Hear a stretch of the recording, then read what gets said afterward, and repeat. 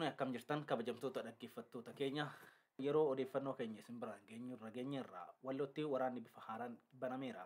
Baankiin Misoomaa Itoophiyaa immoo hojjettoota isaa hooggantoota irraa kaasee hamma gara gadiitti dhalattoota saba tokkootiin guutamuun dhagahameera. Yuunivarsiitiin Arbaa Minci ragaa barnoota sobaati irratti waan ifa godhe qaba. Bulchiinsi magaalaa Finfinnee lafa seeraan alaa namootaan qabamee jira jedhu diiguudhaan karaa baankii lafaatti deebisuusaa ibseera. Odeeffannoowwan kanneenii fi kan kana fakkaatan akkasuma oduu gaddaas dabalatee waan qindeeffanne qabna. Haga xumuraatti waliin turaan isin affeerra.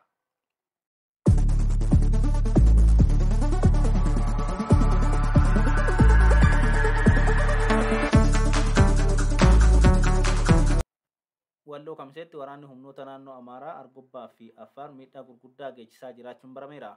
Humnoonni kunniin uummata Walloo irratti irra deddeebiin haleellaa raawwachaa turuun barameera. Humnoonni kunniin uummata Oromoo naannoo Amaaraa keessa jiraatan irratti sababa eenyummaa isaanii qofaaf haleellaa kana irra deddeebiin raawwachaa turaniiru. Miidhaa uummata Oromoo Walloo irra gahaa jiru kana mootummaan naannoo Amaaraas ta'ee kan federaalaa osuma quba qabanuu kan callisa yoo ta'u, mootummaan naannoo Amaaraa immoo addatti humnoota faannoo jedhamaniif deeggarsa gochaa turuun barameera. Uummanni Walloo humnoota kanneen akka ofirraa hin dhoowwineef mootummaa federaalaa fi naannichaa walii galuun dursanii uummaticha irraa maqaa ABO shanii deeggartu jedhuun meeshaa waraanaa uummatichi hidhatee ittiin of ittisaa ture irraa guuraa turuunis kan yaadatamudha. Kamisa darbe adoolessa 27 bara 2023 humnoonni naannoo Affaar uummata Wallootti duuluun nama tokko yoo irraa ajjeesan guyyuma wal fakkaatatti immoo humnoonni Argobbaas uummata Walloo irraa namoota 3 lubbuun galaafachuu danda'aniiru. Uummanni Walloo yeroo kanatti meeshaa ittiin of ittisus dhabee nama isaaf birmatus dhabuun rakkoo hamtuutu harkaa isa qaba. Meeshaa haga ta'e of harkaa qabanis sababa rasaasa dhabaniif qofa ofirraa ittisuu akka hin danda'in maddeen keenyarraa odeeffanneerra.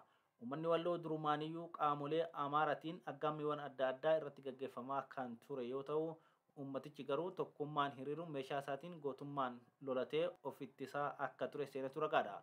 Bara bulchiinsa bilxiginnaa kanatti garuu qawwee siikachiifamuun namoota jajjaboo uummata hiriirsanii lolchiisuu danda'an hidhaa fi ajjechaan waan jalaa qabaniif uummanni lolatee of baraaruudhaaf illee hiree dhabee gadadamaa jiraachuunis barameera.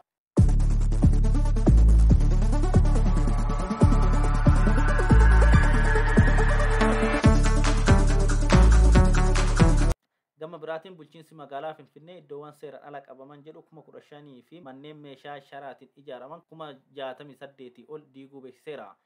Bara 2015 kana keessa qofa iddoowwan seeraan ala qabamanii turan 15,749 fi manneen sharaa 68,000 ol ta'an irratti tarkaanfii fudhachuun diigsisuu abbaan taayitaa dambiiwwan magaalaa Finfinnee beeksiseera.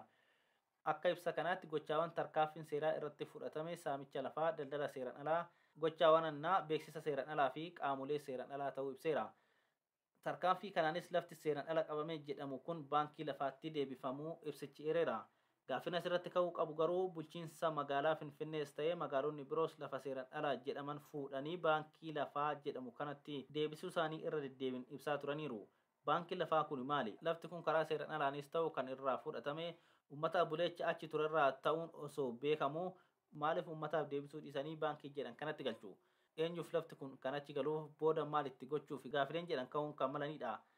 Lafti maqaa baankii lafaa galchina jedhuun sassaabamu kun saamicha lafaa bifa haaraa mootummaan bilxiginnaa baafatee wayitaa alaata.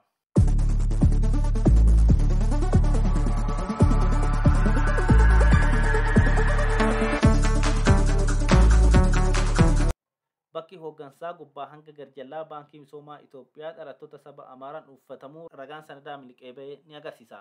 Sanadni kun akka agarsiisutti bakki hooggansaa gubbaa hanga gadii dhaabbaticha keessatti 478 jiraachuu eeruun kana keessaa iddoowwan 300 ol dhalattoota saba tokkootiin qabamuun loogii sabummaa guddaa baankicha keessatti mul'ate ta'uunis barameera. Baankii misooma Itoophiyaa keessatti bakkeewwan hooggansaa daayireektara, hojii gaggeessaa diistiriiktii, hojii gaggeessaa damee, hojii gaggeessaa diviizhinii fi hojii gaggeessaa garee jedhaman jiran harka 70 caalan dhalattoota saba Amaaraan qabamuu sanadichi agarsiiseera. Dhalattoonni sabootaa fi sablammootaa Itoophiyaa hafan marti isaanii walumatti bakka hooggansaa 25 hin caalle qabu jedha sanadni OMN gadi baase kun.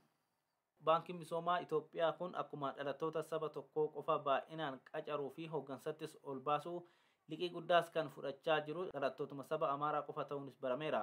Haaluma kanaan bara kana qofa birriin biliyoona 25 ta'u dhalattoota Amaaraaf yoo kennamu kan Oromiyaa garuu biliyoona 8 qofa ta'uu ragaan kun saaxileera. akkuma bara hedduu irra deddeebiin dhagahamaa ture dhaabbileen federaalaa gurguddoon hunduu dhalattoota saba tokkoo fi amantii tokkootiin guutamanii jiraachaa jiru.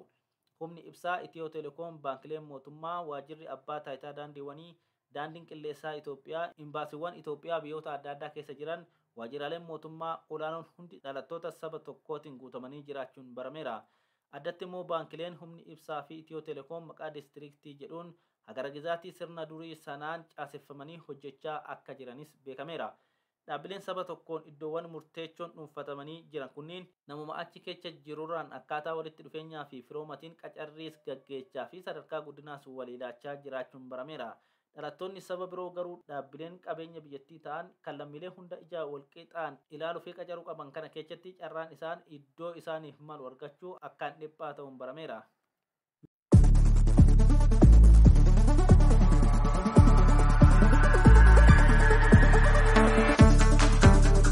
Yuunivarsiitiin Arbaa Mincii ragaa barnoota sobaa ilaalchisuun tibbana odeeffannoo tokko gadi baaseera. Yuunivarsiitiin Arbaa Mincii ragaa dhaabbileen biyya keessaa fi biyya alaa yeroo garaagaraatti barattoota yuunivarsiiticharraa eebbifaman qacaruuf akkasumas qacaramanii jiran ilaalchisee ragaan isaanii akka karaa yuunivarsiitichaan qulqullaa'uuf gaafatan irratti ibsa kenne. Haaluma kanaan ragaalee bara kana keessa dhaabbilee garaagaraarraa qulqulleeffachuuf dhiyaate ilaalchisuun ragaaleen dhaabbanni adda addaa dhiyeessanii fi hafteen ragaa mana galmee yuunivarsiitichaa keessatti argame garaagarummaa qabaachuu isaa fi ragaaleen barnootaa qulqulleeffachuuf dhiyaate hedduun immoo kan yuunivarsiiticharraa kenname akka hin taane ibsasaa kanaan addeecheera. Dubbiin ragaa barnoota sobaa kun biyyattii keessatti hidda kan gadi fageeffate yoo ta'u, bulchiinsi biyyattii garuu haga ammaatti tarkaanfii fudhates qorannoo gaggeesses hin qabu. Biyyattiin rakkoo humna namaa ga'umsa qabu dhabuudhaan sirni hojimaataa biyyattii babbadaa dhufuuf sababni namoonni ragaa barnoota sobaatiin hojjechaa jiraachuun irra deddeebiin himamaa jiraatus garuu gama ministeera barnootaa biyyattiis ta'ee mootummaa biyya gaggeessuutiin hojiin hojjetame hin jiru. Namni ragaa barnoota sobaan hojjetu hojii dhugaa akkamiin hojjeta jedhamee eegama laata?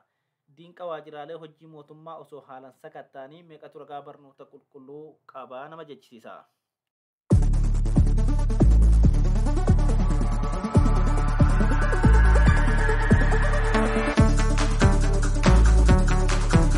Oduu gaddaa har'a ganamaatiin immoo kutaa magaalaa Gafarsa Gujeetti balaa tiraafikaa mudatee lubbuun namoota 6 darbe. Magaalaa Shaggar kutaa magaalaa Gafarsa Gujeetti balaa tiraafikaa mudatee lubbuun namoota 6 darbuu poolisiin magaalichaa guyyaa kana beekseera.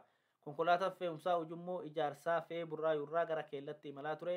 Konkolaataa deddeebisa uummataa minibaasii jedhamu konkolaachisaa fi gargaaraa dabalatee namoota 15 fe'ee Keellarraa gara Burraayuu imalaa tureen iddoo addaa Gafarsa jedhamutti walitti bu'uun lubbuun namoota 6 galaafachuun barameera.